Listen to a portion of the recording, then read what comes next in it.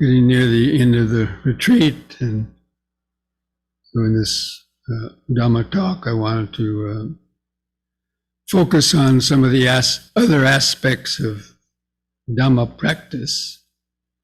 When we talk about Dhamma practice, really we're talking about, at least from the point of view of the Buddhist teaching, the Eightfold path. As we've learned before, the Buddhist teachings are outlined in the Four Noble Truths. It means understanding the nature of suffering, how suffering is caused and continues, how it can be brought to an end, and then the way to live, think, and meditate. It will unravel the inner tangle and to reach that end of suffering. And so that is the Noble Eightfold Path. As I had mentioned last night, there was a question about what is the middle path. And that middle path is the Noble Eightfold Path. And basically, it's the way that we could see to live, think, and meditate. So think also, not just meditate. A lot of people think they just want to meditate, but they don't want to think. They say they think too much. Yeah, but they think mostly is rubbish. So we have to develop right thinking. Excuse me, rubbish. A lot of useless thoughts. So anyway, the Buddha wanted us to first understand what we're about to do.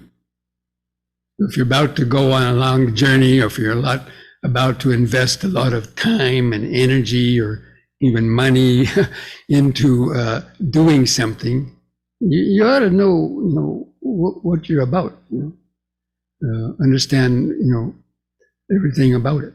So same way with the Buddha, he wanted us to understand what we're doing. And so the right understanding is sort of like a roadmap about the nature of suffering. And so right understanding, basically, it means understanding the Four Noble Truths. In a short, precise answer, even when they say, what is right understanding? It's understanding suffering, the cause of suffering, the cessation of suffering, and the path leading to the cessation of suffering. And so it's, so all those things that we've already been talking about, and especially the right understanding is about that law of karma and understanding the nature of the mind and how that law of karma is, how our mind is entangled in that outer tangle through the process of accumulating karma. And karma means action, but every action has a reaction, as good old Newton said. But the actions done out of unskillful actions based on greed, hatred, and delusion bring similar types of effect by that. We'll get back, people will be getting greedy toward us, having hatred toward us, being deluded and unloading their ego on us. So in the same way, we try to cultivate those opposite qualities. So anyway, right understanding has 3 levels, as I've already mentioned also. How many of you can remember that? Can anybody remember the 3 levels of suffering? Or no, the 3 levels of right understanding.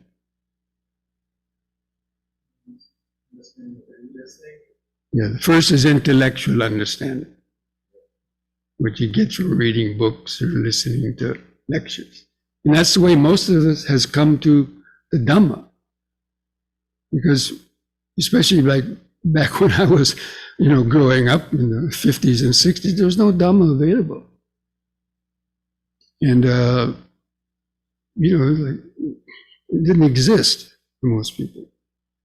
until we ever stumble on a book at somebody's house, or only until the late 60s, gurus and monks started coming over to America and giving, wow, what is Dhamma? This is something new. In fact, the first time I heard about Buddhism really was in a world religions class in junior college. And we were supposed to write a term paper on the religion that interested us the most.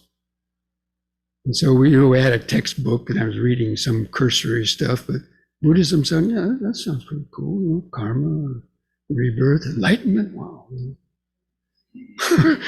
And so I went to the library to do a research paper. At that time, 1971, there was only 6 books in the whole big city library, 6 books on Buddhism. Most of them were written by Christmas Humphreys and somebody else. But anyway, so I wrote that paper and got an A+ on it. The teacher wrote it, and she was impressed by knowledge of Buddhism. When I read that same paper about 10 years later, when I came back from Asia and found it in an old Foot Locker or something, I read it, and kid stuff. Anyway, so that intellectual understanding of the Dhamma only didn't do me any good, because after that, there was no places to practice, there was no other access to Dhamma, so I basically forgot about it. And went back to, getting stoned and loaded and going to parties and getting in mischief. And, and a couple of years later, I wound up in prison in Afghanistan, of all places. So, because I didn't practice, I didn't go on thinking about the Dhamma and practicing. So just intellectual understanding is not enough, but it does prick your interest. But that's why the right thought is the second phase of the Eightfold Path, is you have to go on thinking about what you've read or heard. Thinking about it, contemplating about it. And so the right intention or right thought, there's 3 categories of that. It's the thought of non-greed, the thought of non-hatred, and the thought of the thought of renunciation, the thought of non-ill will, and the thought of non-cruelty specifically, okay? So the thought of non-greed is basically about contemplating how, this greed and desire is, a very sticky thing that keeps on growing and growing, and we're amassing all these possessions, but really what good do they all do ultimately? Or just the fact that we, have so many material possessions and they become a burden around our neck. And so actually I like to define the thought of non-greed or the thought of renunciation as the thought of lightening up or downsizing, right? That's a popular term these days, downsizing. So that means downsizing your life from a very complicated one, and with having amassed all these things, that you inherited from your grandparents and the parents and all these things, you thought, I'll use them someday, but you never do. And you wind up stumbling over them in your house, or all these things you've accumulated, closets full of clothes and shoes and so many things that, you don't use anymore. Downsize, get rid of it. Lighten up your life.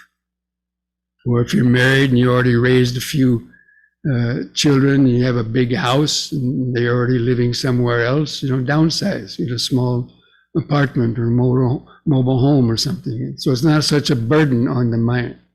So basically it means unburdening your mind of so many unnecessary, not only material possessions, but even our mental baggage too. So thinking about that in your life. Next time you stumble over an old pair of shoes or something in your house, think, do I really need this? Do I really need to, or you're looking for something and it takes you an hour to rummage through 10 boxes of stuff to find something, instead of just, only having one box and finding it within a couple minutes. So that's the sort of the meaning of the thought of renunciation, especially for lay people. It's simplifying one's life. You know how burdened it is. And hopefully for young people, not to, when you're still young, to think about this and not to, want to accumulate so many things like your parents did. Now your parents are giving it all to you, and what am I going to do with all this junk? People hand down their stuff, right? The kids don't want it. Out of politeness, oh yes, I'll take it. And you throw it away in the dumpster the next month or two. Okay, I might be talking a little kind of, jokingly, but there's very real meanings about it. And then thinking about, being, unfriendly to others, the thought of, cruelty, and ill will, or having resentment to others, and so on. So now there's antidotes to these three types of negative thoughts. So an antidote toward greed and accumulating a lot of things is the practice of generosity and giving and sharing to others. And the antidote for ill will is loving kindness, developing, kind, gentle thoughts toward others, and even the people that you may not like necessarily. Seeing how everybody basically is in the same stew pot of greed, hatred, and delusion in the world. So instead of adding your own ill will and hatred to the world, to develop those thoughts of kindness and friendliness, based on that we're all basically interconnected through the immense web of karma and so on. So anyway, those three thoughts, the thought of downsizing, the thought of friendliness, and the thought of compassion. The antidote to cruelty is compassion. So thinking about those and then even manifesting that in your daily life, that's part of this category of right intention. But other than that, it means just thinking about the Dhamma in general. Just, instead of reading all these murder mysteries and sex dramas and all these other kind of rubbish things that are going on, read Dhamma books. Read the suttas. The more you fill your mind with the Dhamma, the less room for so much useless type of things. That's why the Buddha said, whenever two people get together, either talk about the Dhamma or keep noble silence. Because most conversation inadvertently runs into useless speech. Or, talking about others and spreading rumors or boasting, building up your ego and so on. Is that right?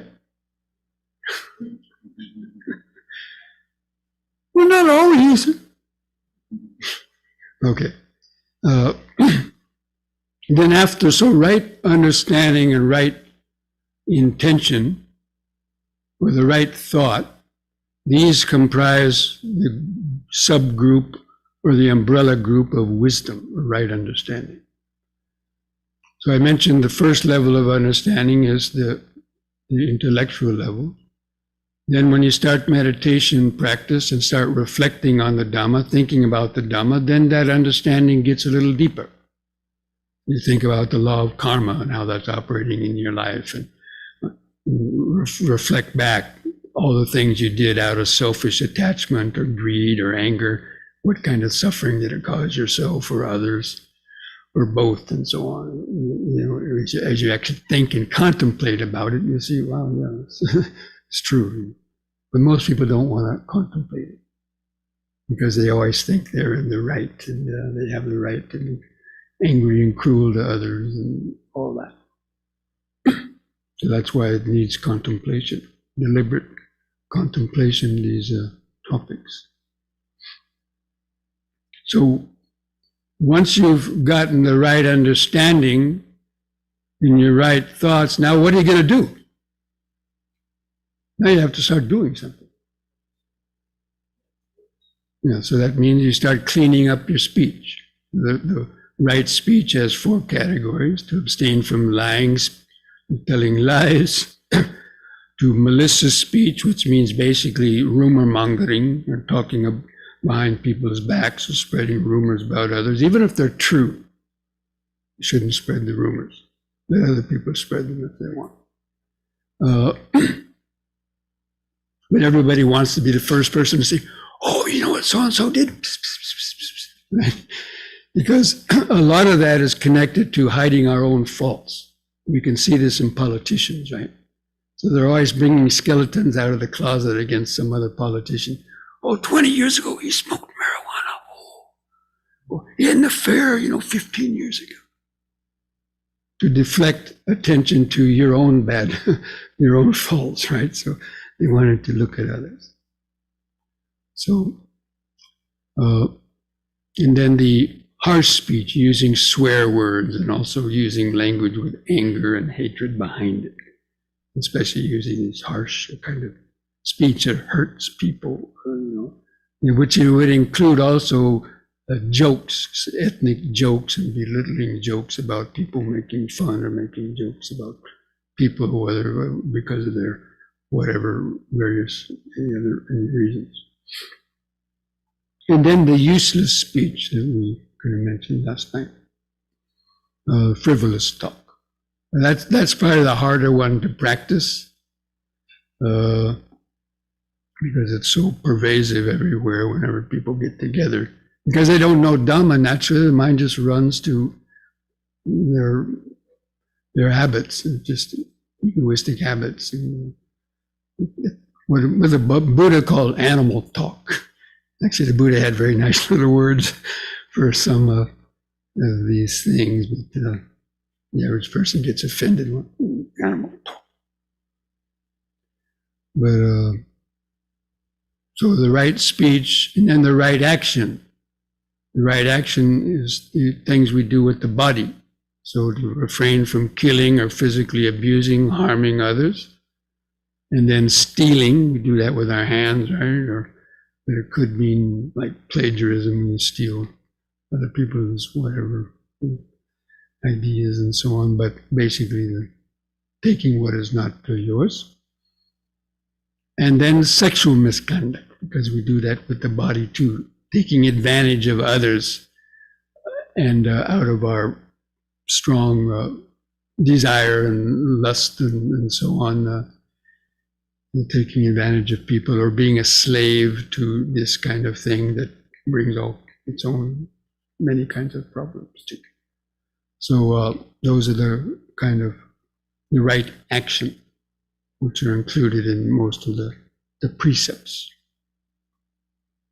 Because again, it's in the speech and the actions is where you commit probably 90% of the karma and the problems that you have with other people or even within yourself and so on, either from your own mind, are doing things you shouldn't have done or not doing things you should have done, or just these other actions that we've done that continually bring their reactions back to us. And then creating the opposite qualities of those.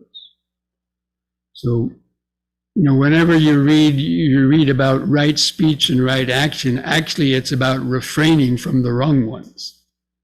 So what is called right action is actually refraining from taking life. It's refraining from wrong action. And so we have to, just because we say, okay, I won't tell lies, but what are you going to do? Tell the truth. I won't tell about other people's faults, well, tell about their good qualities. I won't kill, but save that cockroach. And so on. So it's not just refraining from negative actions, although that's the main part, but the way we refrain from the negative actions is by cultivating their opposite qualities.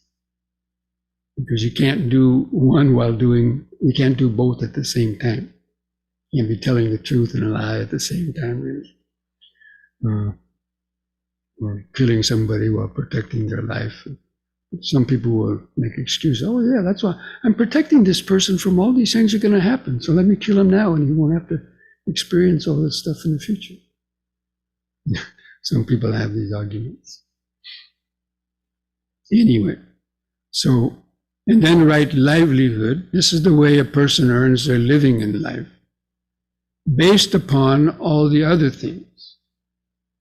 So for example, the way you earn a living, it shouldn't involve doing things that harm or kill or harm others, like being a soldier in this army wouldn't be a right livelihood necessarily, or selling weapons, poisons, dealing in vice and corruption, and cheating in businesses, and all these kind of things would be considered wrong livelihood, because you have to go home and sleep at night. And so, what you do during the daily life, you can, at the end of the day, you can say, I didn't hurt a fly. And then you can sleep with a good conscience. But if you told a lie during the day, you cheated on some document, you're going to be worrying about it. Oh, I might find out. Trace it, thing. Lose sleep and worry about it, right? So that's suffering for your mind. So that's why all of those three categories of right speech, right action, and right livelihood minimize the guilt, worry, remorse, and fear that would have otherwise accumulated if you just let the mind freely indulge in those various types of unwholesome actions. And then, of course, the downright suffering that may also occur. It's not just to be free from guilt, worry, remorse, and fear, but actually somebody coming after you with a knife or a gun to harm you for having done any of those other things. So it's all about, freeing the mind from these negative karmic actions and so on, and memories that keep our mind very heavy. And then the last those three categories, right speech, right action, right livelihood, that's included in the group called Sila, or Skillful Conduct. The way you conduct yourself in life and your interactions with others and in the world at large. So we act in a more harmonious way with others and minimize those negative consequences that come to us. But having said all that, it's almost impossible to change your habits unless you meditate. Some people can to a certain degree, but it's going to be a lot more difficult, and probably you won't be successful ultimately in the long run. So that's why right mindfulness, right effort, and right concentration are the actual practice of meditation. Those three parts of the Eightfold Path comprise the category of meditation. It's mindfulness, right effort, and right concentration. Now there's three of those Eightfold Paths. How many can recite those Eightfold Paths now? How many remember all eight? Not you.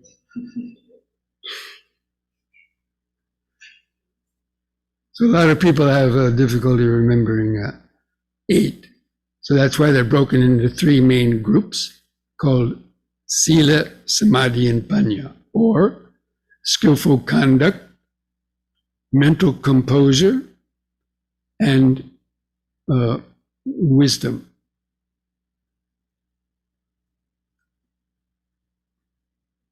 So skillful conduct is, following the right speech, right action, right livelihood.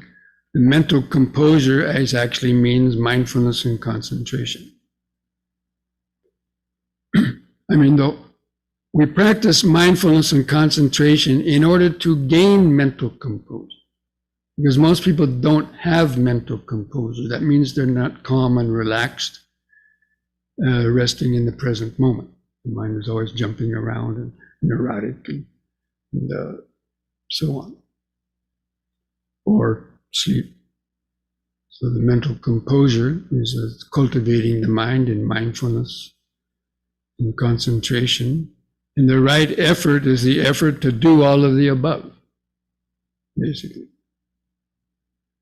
Because the mind usually, the mind has a lot of inertia in it, and it's hard to change. And that's why most people, find them changing their habits and practicing Dhamma difficult, because it requires a lot of effort. But nothing is acquired without effort. So, that right effort is the effort to abandon or let go of negative thoughts, speech, actions, and other negative impulses, and the effort to cultivate the wholesome aspects of that, and to keep developing them stronger. Now, out of those, well, first of all, these are eightfold, 8 spokes. The symbol of Buddhism is often depicted as a Dharma wheel, a wheel with 8 spokes. So it's like a bicycle wheel. How many rode bicycles in their day?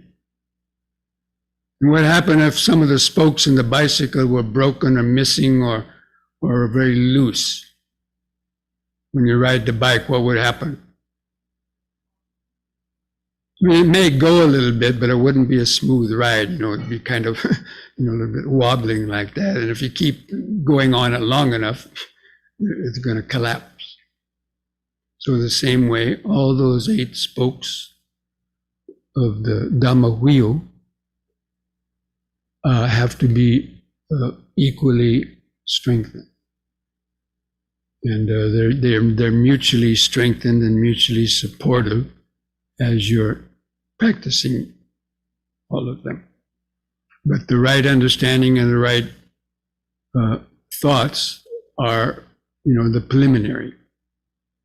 And only then can you start practicing you can start practicing meditation and so on, but until you reach a certain degree, then only then the other things that you do will gradually come into place. Now there's 3 of those 8 steps that are the most important. And Bhante Gunaratana, who many of you know, he calls them the 3 pillars of the Eightfold Path. You can imagine a building with a lot of some pillars holding up the roof and so on. So there are 3 of those are the pillars of the Eightfold Path. Anybody have an idea of what those 3 are? The most important one already, what I was just talking about? Right view, right understanding. Because without right understanding, you're not going to practice effort. So right understanding is the most important part. And that means understanding what is wrong and understanding what is right, according to Dhamma. When we use these terms right and wrong in the Dhamma language, it's doing something. Wrong things bring you suffering, right things bring you more happiness, reduce suffering and bring happiness. That's the way we define it. Not some absolute rights and wrongs, but it's just the nature of the things that you do are going to bring confusion, stress, and suffering, or the right things are what are going to minimize those things and bring more inward happiness, tranquility, and contentment.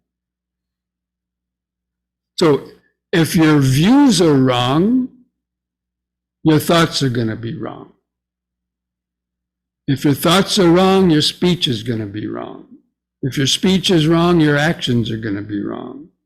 If your actions are wrong, your livelihood is going to be wrong. And then your mindfulness is going to be wrong. Your effort is going to be wrong. And your concentration is going to be wrong. Because a thief, a burglar, you can have good mindfulness. When he's sneaking around, not getting caught, don't trip over that. That's an alarm. Cut that alarm wire, or avoid this place. And they can be very mindful, right? Tiptoeing around, but it's wrong mindfulness because their intention is to steal or to do harm to somebody. So that's why these days a lot of people talk about mindfulness, mindfulness, mindfulness, but they don't talk about right mindfulness. So in Buddhism, there's a distinction between just being mindful and being right mindfulness, which is supported by the right understanding. If it's not supported by right understanding, it's not considered right mindfulness or right concentration. Nita the cat, she can concentrate on a mouse that's moving around in the corner, but it's wrong concentration. And so even concentration can be wrong. And so that's why the Buddha gave a whole discourse on the Mahachattari Siddha about how all the factors of the Eightfold Path have to be there and support each other. So even right concentration has to be supported by right view, right thought, right intention, right mindfulness, and so on. Otherwise, it's not considered the right concentration. Anyway, so the right understanding, that's the important part. So it understands. So if a thought comes into your mind to tell a lie, the right understanding has to identify it. This is a wrong intention. This is a wrong action. Or the thought to use some abusive speech to somebody. You have to be mindful. So that's why mindfulness is the second of those important things. There's right understanding and then the right mindfulness. Because when any thought enters your mind, you have to be mindful. This thought is entering the mind now. And is it right thought or wrong thought? So right understanding says this is a wrong thought. Right effort pushes it out of the mind. Abandons that wrong thought and cultivates the opposite of the right thought or the right speech or the right action. So those three things, right understanding, right mindfulness, and right effort, those three things are applied to all the other factors of the Eightfold Path. So when there's any intention for speech, you have to see it. Is this a category of wrong speech or right speech? And then the effort to abandon the wrong speech and the effort to cultivate the right speech or action or any of the other things.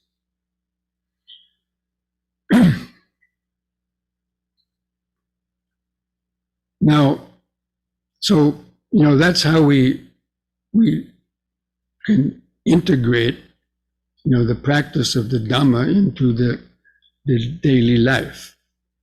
And the practice of meditation, the whole purpose of the practice of meditation basically is to actually purify right speech, right action, and right livelihood.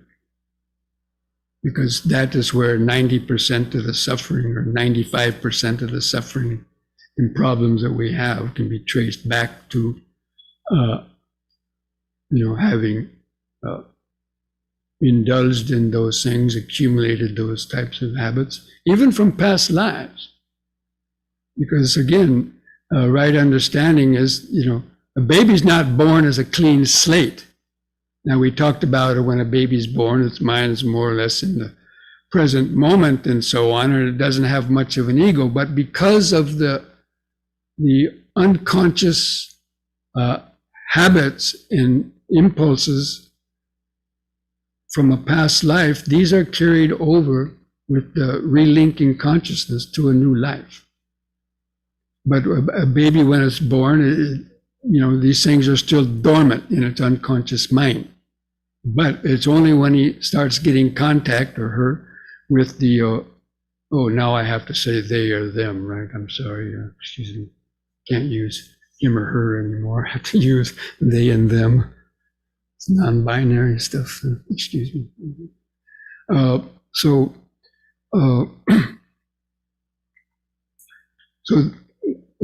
only when the baby starts having interaction with the world, then it awakens these previously accumulated defilements of greed, hatred, and delusion. And and then because depending on where the baby is brought up, they'll be easily brought back in or not. So if a baby is raised in a family that's not much into Dhamma and is just very hedonistic and involved in all kinds of useless things, then the baby then the negative qualities will come out, even though he might have had, or she, qualities, good qualities coming from the past too.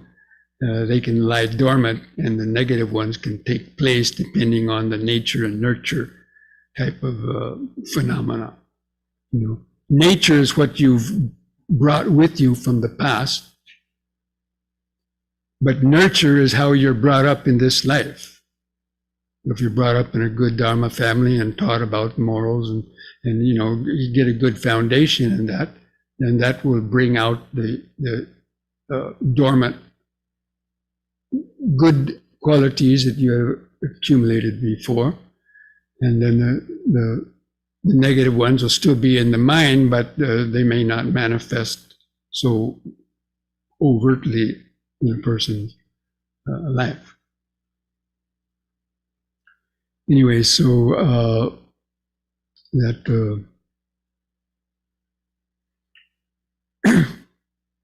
that understanding and that practice, that's part of the understanding too.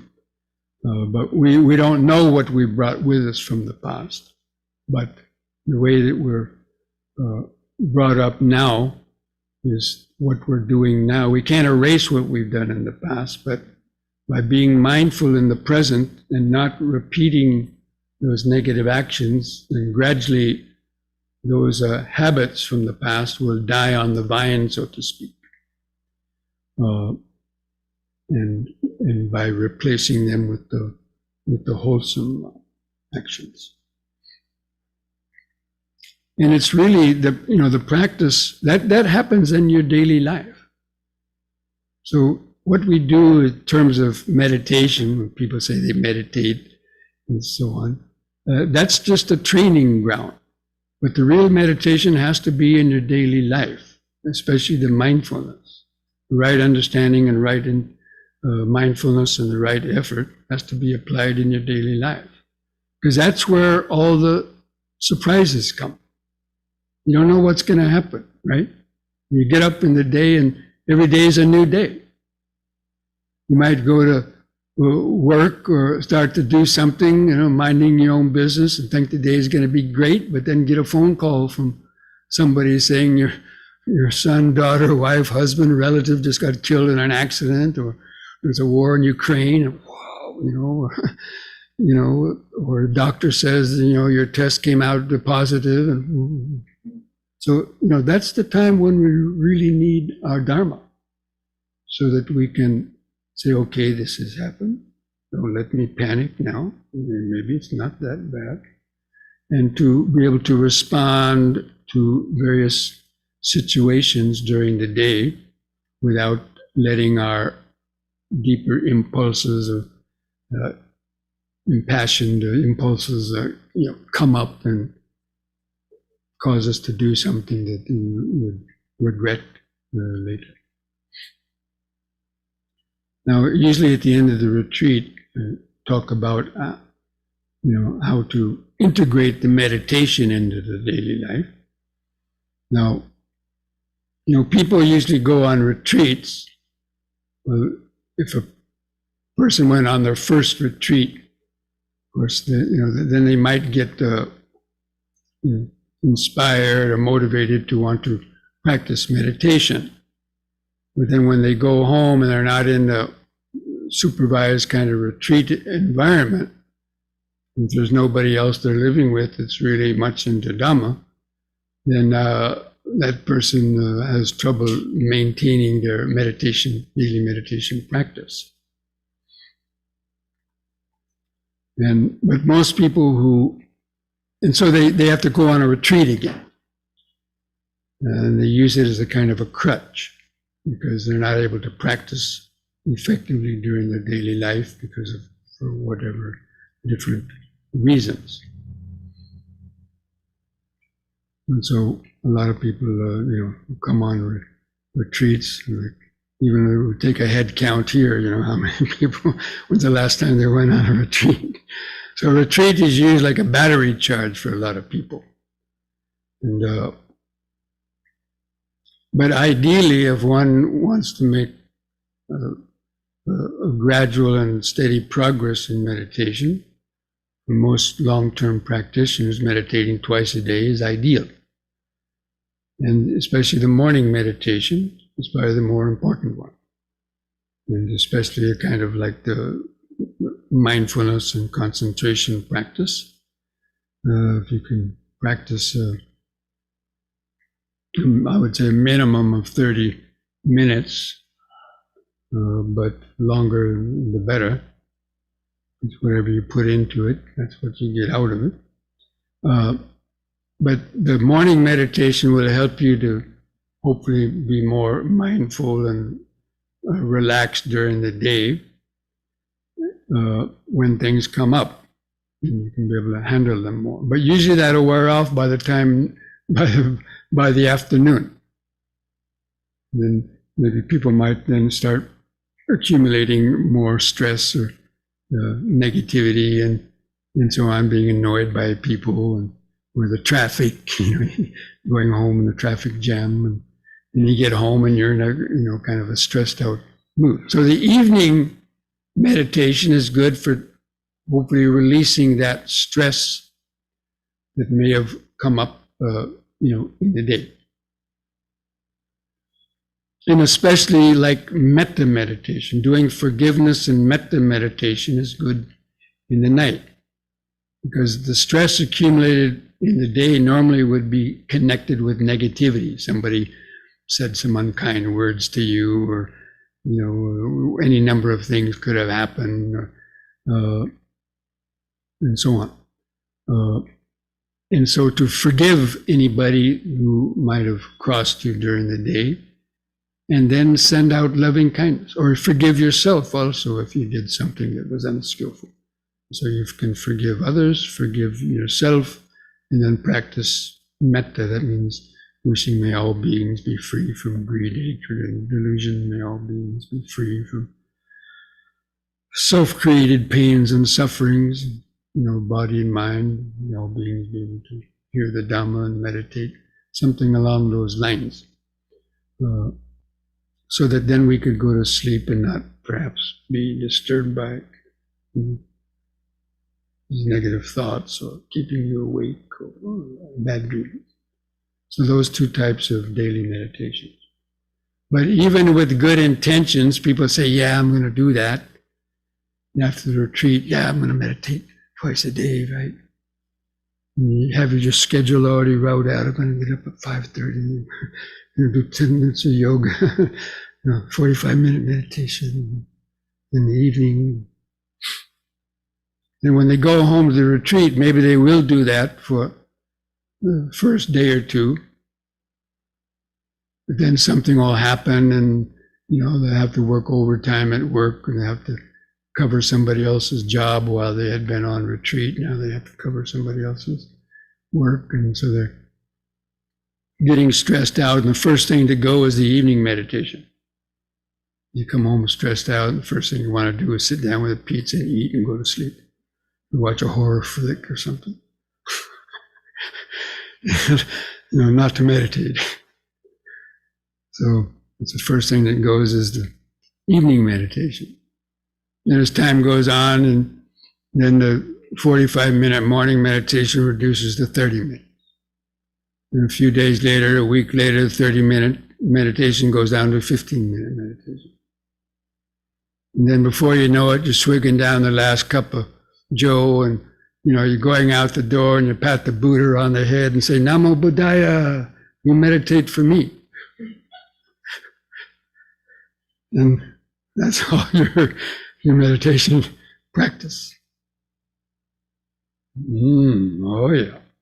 Ring any bells? So unfortunately, that's what happens to a lot of people. It says the road to hell is paved with good intentions. That's a saying you've heard somewhere. Right? So there's, it's not a laughing matter. It's just something very serious. But the pull and the energies of the world are in such that it takes a very strong person to withstand that. And some people think that meditation is all or nothing. So they think, well, if I can't sit for 30 minutes, I might as well not meditate at all. Or they don't meditate at all. So for these kind of people, we've come up with a new kind of meditation. It's called an M&M. And that stands for a minute meditation. Minute meditation. Oh, I like that. So minute meditation is a specific practice in which you train yourself to pause or stop for 1 minute every hour. So it's a specific training that you pause and freeze in your tracks. Whenever you just finish filing some papers in the filing cabinet before rushing off to do something else, just freeze. And just bring your attention to the body. Just take a couple of deep, slow breaths. Even just doing 3 slow, deep breaths is already 1 minute. Or just, come to the body and just be aware of breathing, standing, breathing in, standing, breathing out, standing. But the main thing is you let go of that push to the future, or you let go whatever you're ruminating on, or rehashing in your mind, that worry about something. You can just let go of that by just coming to the body, and the deep breathing is the best way to do that. Because when you do deep breathing, I don't know if anybody's ever noticed this, but when you're doing the deep breathing, it's very difficult to think about anything else, because it takes all of your effort, the effort to regulate your breath in one slow breath, like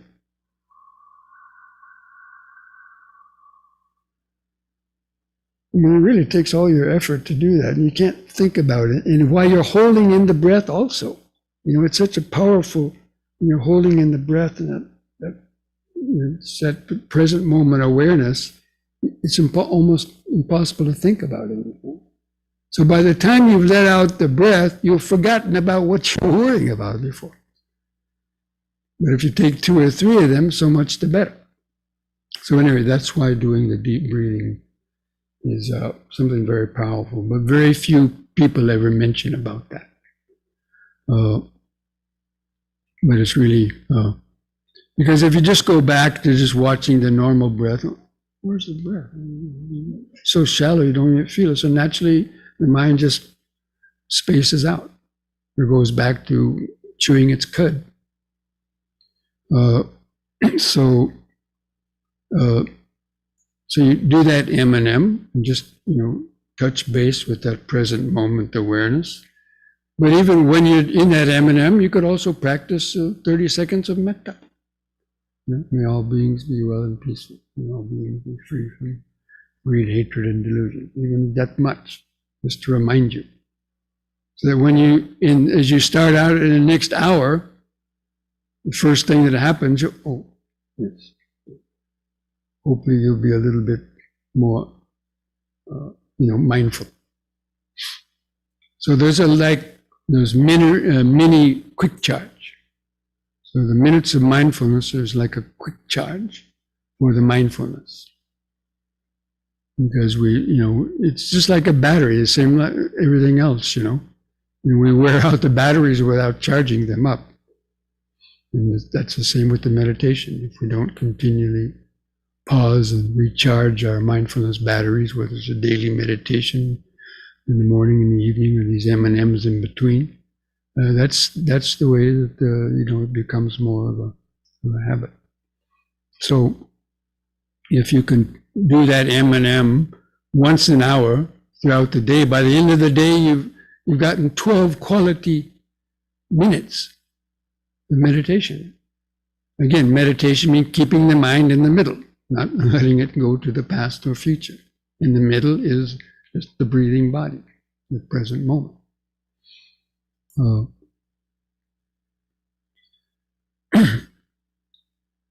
Because, anybody can really stop for 1 minute.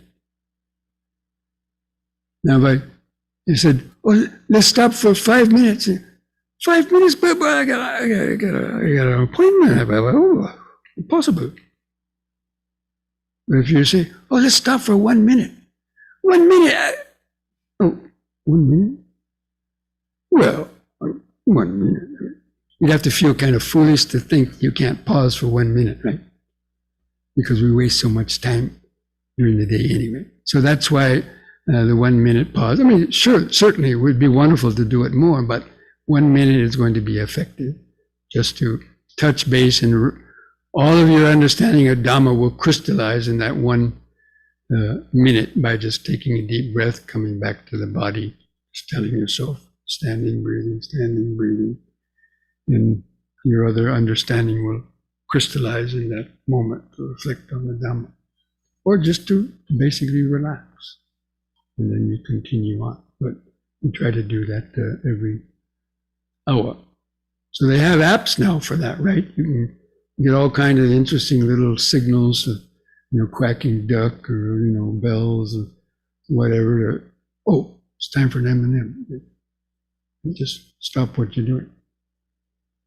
Now, most of the time, you probably would be able to do it. Sometimes, maybe not exactly, but otherwise, whenever you just think about it, do it. And especially even if you can't stop for 1 minute, we usually have 10 or 15 seconds here and there during the day of kind of idle time, right? Usually we just let our mind go around, or if you're in the supermarket line, your eyes goes to the tabloid magazines. Michael Jackson was reborn. Wow. So you let the mind get carried away. So even in actually, the shopping is a good time to practice some mindfulness. You go to the shopping center. And if you're walking down the aisles and you come to the the row of Cheerios or something on the shelf, and you just mindfully lifting, stretching out, and then a hand shoots in from the side and grabs the last Cheerios. Emptiness. So you can have a lot of fun actually with the Dhamma, if you know how. A lot of people think it's a burden. Just do slow walking meditation down the aisle. And all these people are running by, and get away, and you can have a lot of fun practicing Dhamma by doing slow walking. Just standing and pausing from time to time, just listening to all the sounds going on around you. If you're standing in a checkout line and the cashier, her little tape thing is broken, the machine's not working properly, and they're getting frustrated, and the person in front of you is getting upset and in a hurry, send them metta. Everything you want to happen, free from suffering. Instead of worrying about yourself, I'm in a hurry. It's the time to practice. So there's lots of opportunities during the day when you can practice for these, 10 seconds here, 15 seconds there, just pausing and just coming back to the present moment and reflecting on the Dhamma, instead of just letting your mind, just wander here and there, and nobody else's business.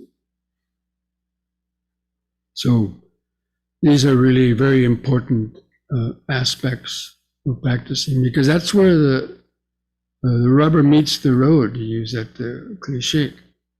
Is that we incur most of our karmic actions out there in the daily life, not while you're meditating in a quiet room, although you are cultivating good karma then. But it's mostly the karma that leads to suffering is what we're doing out in the daily life. And you can practice compassion and so on. If you see somebody, an old person struggling to push their cart across the street, go help them. Not thinking about just yourself or whatever, rushing. So there's opportunities when you can practice generosity, you can practice kindness, and so on during the day to others or in certain situations. So, having said all that, I want to just open it up, see if there's any last questions that any of you might have about any of the things we've covered.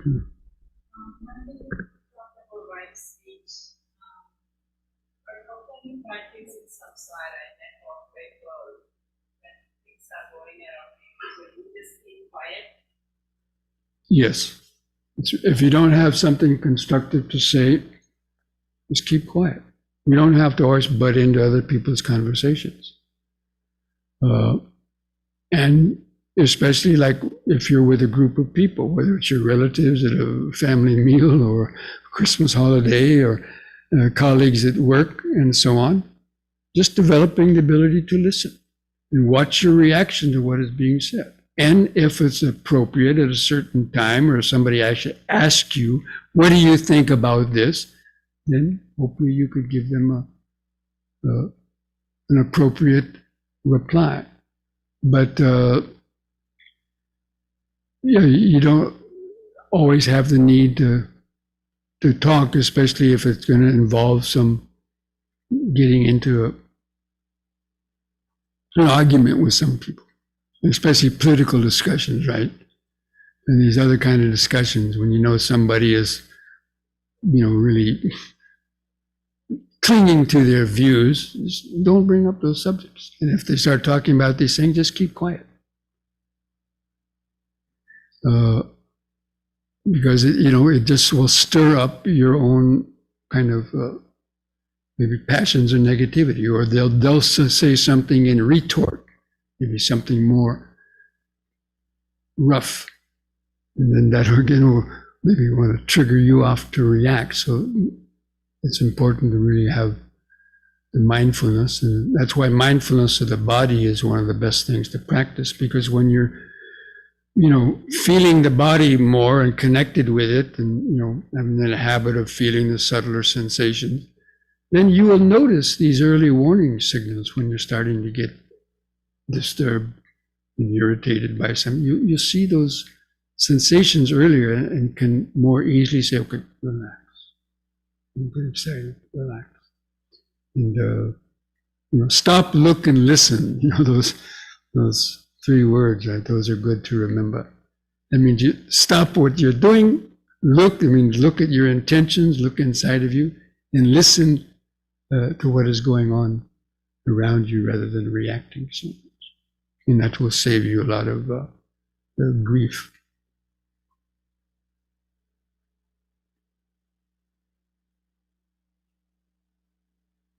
Any other questions? We don't have anybody manning the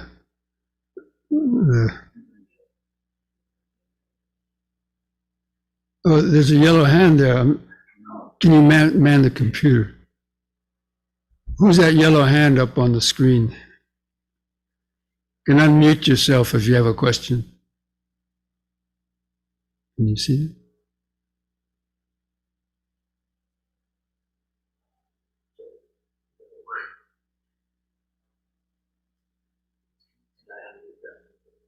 Well, they can hear me, right? If any of you out there on the Zoom, if you had somebody had clicked their yellow hand that seemed to have a question, you could unmute yourself and ask a question if you like. Or read the chat box if there's anything. Anyway, let's go back to any last questions here with this group. Yes.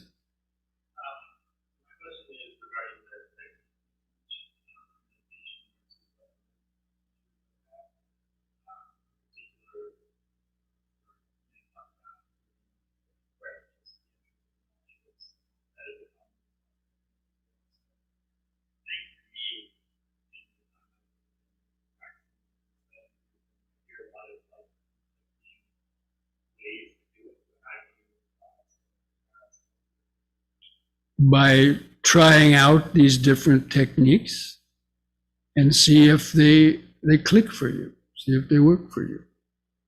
And some people will, be attracted to certain practices, but it's also as what is the effect of that practice having on you? Now, the danger of using this, there's many positive benefits of using this as a focus of the Anapanasati. As initial concentration, it does make the mind quiet. But you can get very attached or addicted to that stillness that comes, and it doesn't expand the awareness necessarily. You're just kind of feeling this very subtle, kind of blissful little sensations, but you're kind of turned off from the things going on around you because the mind has got so focused on that tiny little subtle sensation. And so it's not useful for the kind of vipassana meditation so much.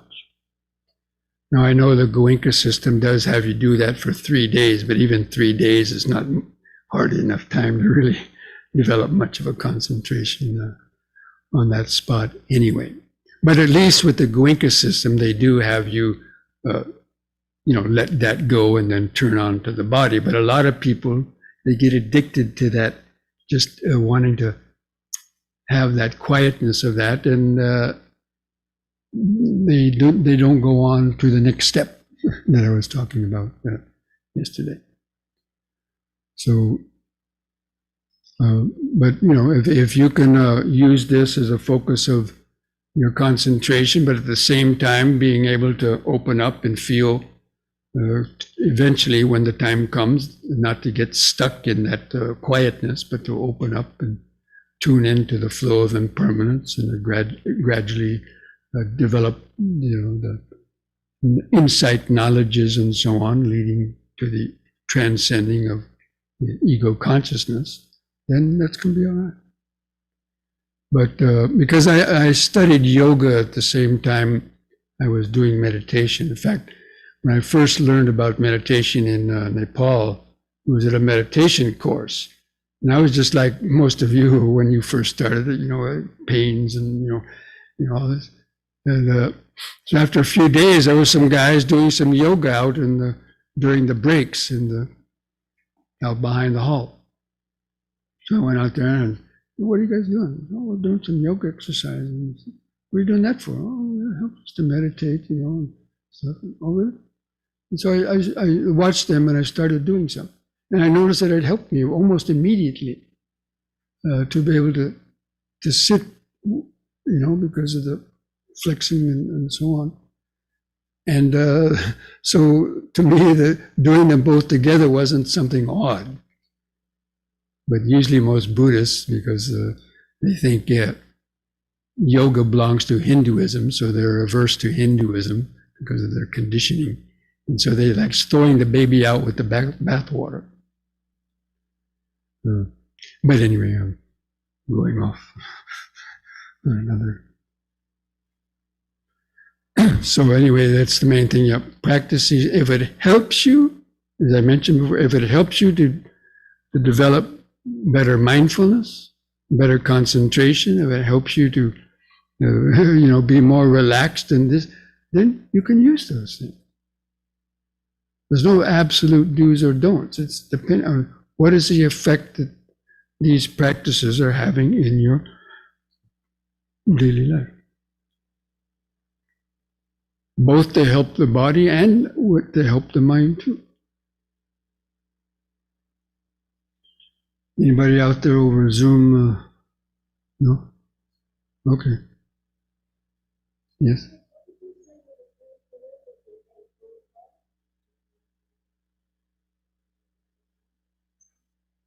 Well, it's not only Bhante Gunarathan. In one sutta, he got that from the Mahachattari Sutra, Majjhima Nikaya. But the right understanding, that's the most important one, right understanding. And then the mindfulness. Because then you become mindful of some wrong intention, wrong thought, right speech, or even wrong view. And then the effort to abandon the wrong intention and to cultivate the right intention, or cultivate the right speech. Instead of telling a lie, tell the truth. Instead of stealing something, give something. Instead of using harsh speech, use gentle speech.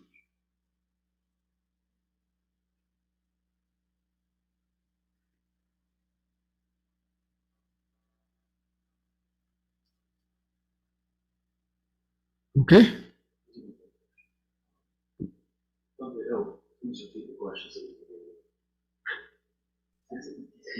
It's already gone into the ether. It rose and vanished.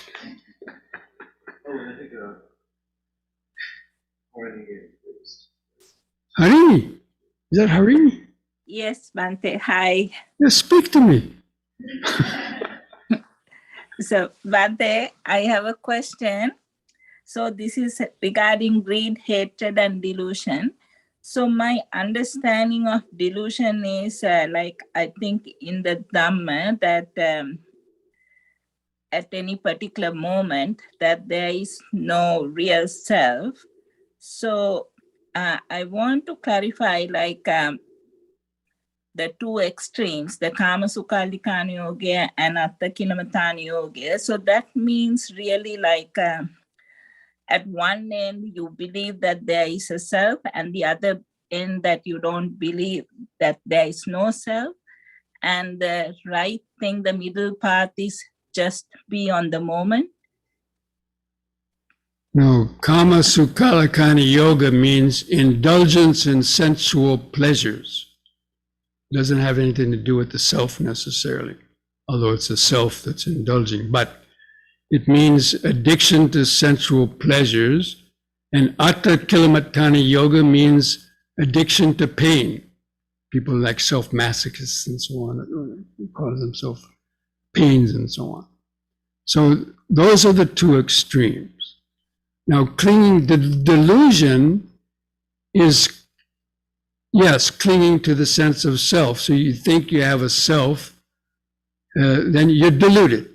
Or deluded means that you are taking something to be real that isn't real. So the classic example is people that think they're enlightened. We've heard about people that think God was talking to them, or they got enlightened. Even some Buddhist teachers think they've achieved some higher states that they haven't. They're deluded. That means they're taking something, believing in something that's actually not true, and clinging to that. So that is delusion. That's the classic definition of delusion. And so that would be pertain to the clinging to the self. Yes, that's a delusion. And that's also part of ignorance. So ignorance and delusion are, sometimes used synonymously. That means avidya and moha. So moha is the Pali word that's translated as delusion usually. Ignorance means not understanding the truth, the Four Noble Truths, and the ego is part of that understanding the cause of suffering. Does that answer your question, Harini? Yes. So, Bhante, being in the greed, hatred, greed and hatred, it's kind of, I can understand. So what's the antidote, or what you have to do? So in the delusion part, So that means like you are just in the moment, trying to be at the moment, no past, no future. So that's the kind of how you kind of overcome the delusion. Is it, I know that there is a kind of there is much more depth and there is more to be done, but how do you kind of explain that, or how do you kind of overcome? What's the way that you... Well, by developing the right understanding. So when we get insights, as you practice meditation, you get insights like, let's say you got an insight in one meditation, the sense of the self temporarily kind of dissolved, and you had a few moments of when there was no sense of an I or a me at all. So that's a deep insight. And that helps to overcome this delusion that there is some kind of a permanent self. So the insights are what destroy the delusions and the ignorance. Okay. Yes. So that helps, Bhante. Yeah. So even when you intellectually hear that the ego is an illusion, that's the intellectual understanding, and it gets you, oh, really? I never heard that before. Check it out. And so, that gets you interested to what is this ego is an illusion business? And so you investigate and you study more and you start learning more about it, and then it starts, this is how those three levels of wisdom gradually develop, going from intellectual to reflective wisdom, till finally in your meditation you actually experience that complete transcendence of dualistic ego-bound consciousness, even if it's just temporarily, but at least it overcomes your doubts. That's how you overcome the doubts, is by these insight knowledges. Those are called insight knowledges. The knowledges that come from doing this type of insight meditation, looking inwards. So do you take that each moment is a birth and a death? Well, yes, birth and death. There's, as I mentioned before, when we're talking Dhamma, there's two levels of Dhamma. There's the external Dhamma and the internal Dhamma, or the gross Dhamma and the subtle Dhamma. So lifetime to lifetime rebirth is external rebirth, but the moment to moment arising and vanishing of sight, sound, smells, taste, touch, and thoughts is also what we call moment-to-moment rebirth. That means in the sense of self is also being reborn each moment. Because the sense of self is essentially an illusion, and when it comes up with each moment of seeing, there's a sense of I am seeing. With each moment of hearing, there's a sense of I am hearing. With each moment of thinking, there's a sense of I am thinking.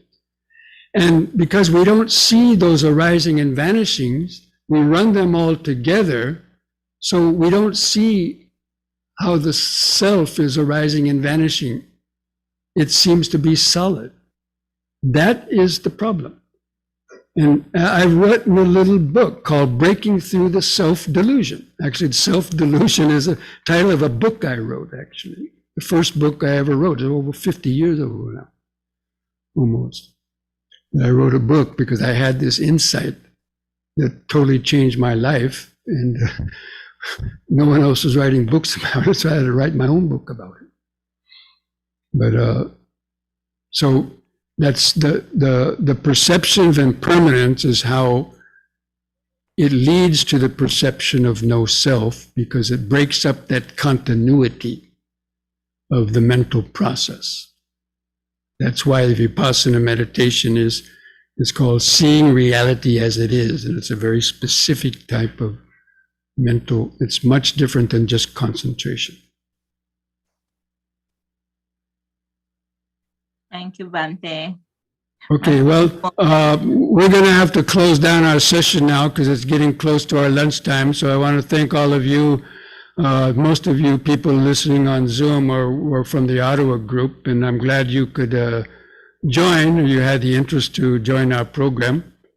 And I hope you all will continue your meditation practice at home. And also for all of the people here in our retreat. So we're going to kind of formally, wind down the retreat, and we're going to be having lunch, pretty soon. Okay, so I hope all of you also, whatever little benefits that you might have got from this retreat, even if it's just to motivate you to try to kickstart your meditation practice a little bit more, then that will be useful. Or to use some of these little hints or tips I've been giving about, deep, slow breathing, using that as a useful tool to help your meditation and yoga exercise, doing yoga and some breathing before you sit down to meditate. So all these things can have a good effect on your practice. It could be the difference between just stagnating in your practice and breaking through. Meditation should be a forward momentum. It's always going forward, a little bit deeper in terms of mindfulness, concentration, awareness, and so on. If it's stagnating, that means something's wrong. And you have to check up what you're doing. All right? So, mindfulness today keeps dukkha away, and Namo Buddhaya.